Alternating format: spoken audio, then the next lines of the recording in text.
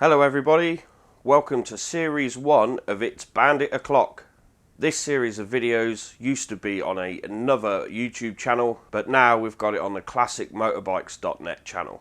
If you're new here, welcome, hope you enjoy the videos, and if you've watched any of our other series of videos, welcome as well. I hope you enjoy seeing the first series. We filmed this quite a while ago and it was our first go at making a series of videos, so the quality of the video might not be there, but I hope you enjoy it anyway. This is the journey of buying my current Bandit 1200. Don't forget to leave us a comment and tell us what you think about the videos and how you think we did. If you could give us a subscribe and hit the bell icon, you'll get a notification every time we do an upload. Finally, I'd just like to thank some of the sponsors that helped us with series 1.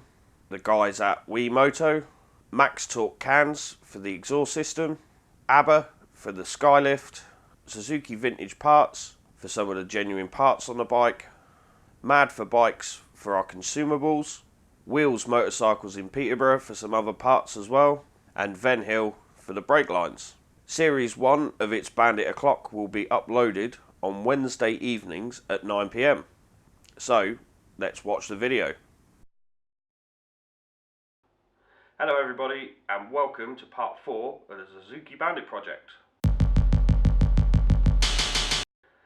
So this week I'd love to tell you I've balanced the carbs, but due to a run-in with the local constabulary, I haven't yet. So what I'm going to do today is I'm going to take you for a tour around our new workshop / office, and I'm also going to answer some of the questions that people have left on our comment section.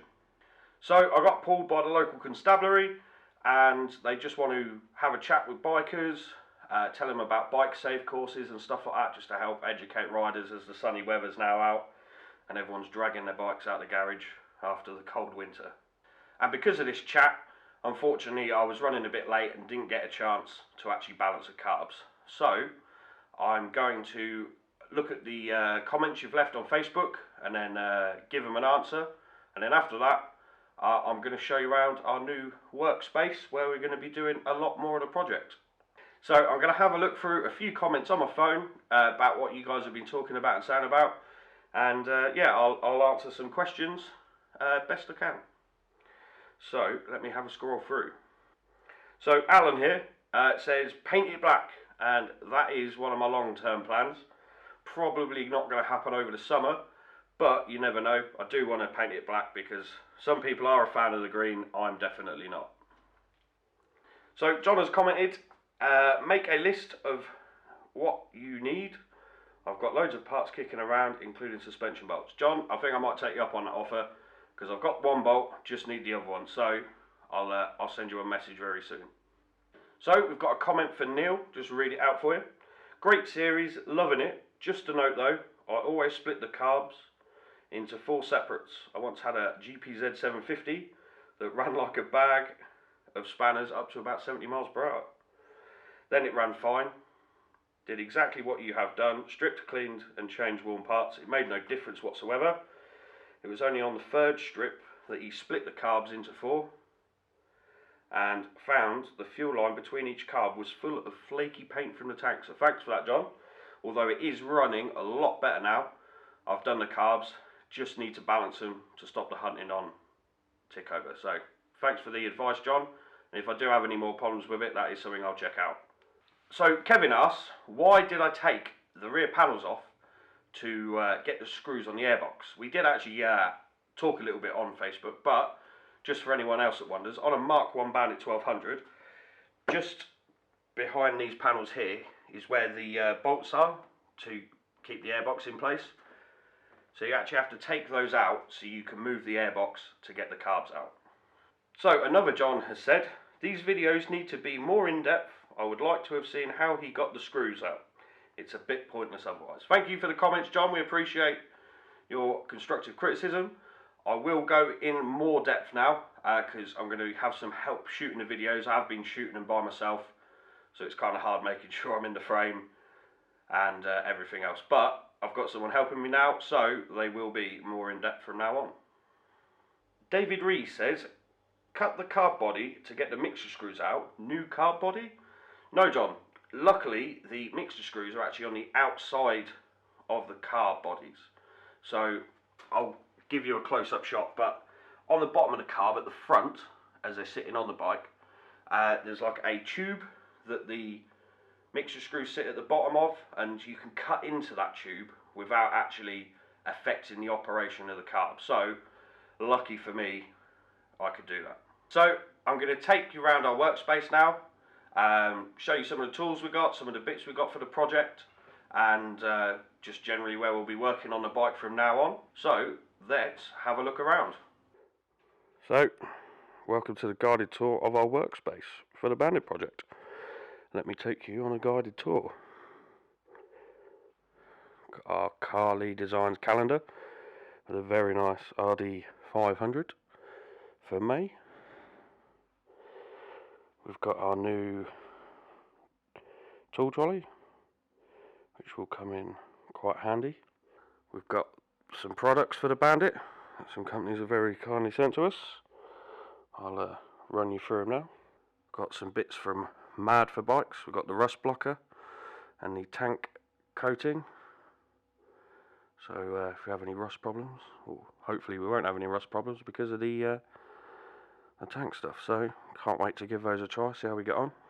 So next shelf down, we've got some bits from Suzuki. We've got one brake disc, the other one's on back order, so it should be with us very soon. Got a brand new rear shock. I've even got genuine Suzuki brake pads, which I've never come across before. We've got some disc bolts.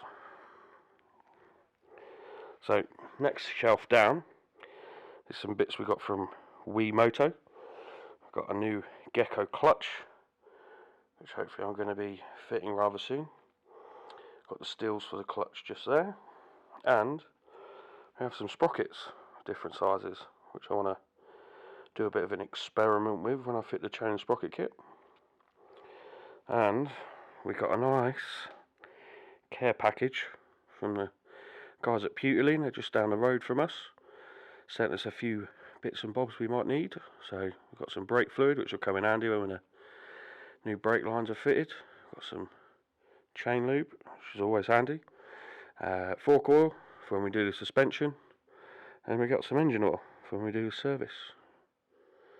So this is the main work area where the Bandit is. We have an ABBA Skylift, which I've got to put together. So I'm going to get the instruction manual out and put that together very soon, because it's going to be handy not working on the bike at ground level and having it just a little bit higher. Makes life that bit easier. So yeah, thanks to the guys at ABBA for that. I can't wait to give it a try. So let me move you on to our tools, which Sealy have sent over to us. So we've got something to work on the bike with. Got some very interesting spanners with sockets on the end. Got a nice socket set, which will keep us going. And I should say there's most stuff in there to take a Bandit apart, to be honest with you. You don't need many tools for a Bandit. Got some more spanners, a hammer, because we're bound to have to hit something. Quite a large selection of screwdrivers. Couldn't believe how many screwdrivers actually sent us, to be honest with you. Got some pliers, thin nose pliers, some adjustable spanners, just in case. And we have Allen keys and stickers. So, anybody want a sticker? Should we do a giveaway? Let us know. And this one, got a couple of little bits, which again, always handy for those little fiddly jobs. And the bottom one, got some more screwdrivers, because you can never have too many. Hacksaw and a junior hacksaw, and a bigger hammer, because there's bound to be something we're going to have to hit. So, there is our workshop, or workspace should I say, and yeah, there's the Bandit, waiting to be worked on. So, the old tyres getting a bit low. They're almost at the wear markers, so due to be replaced fairly soon.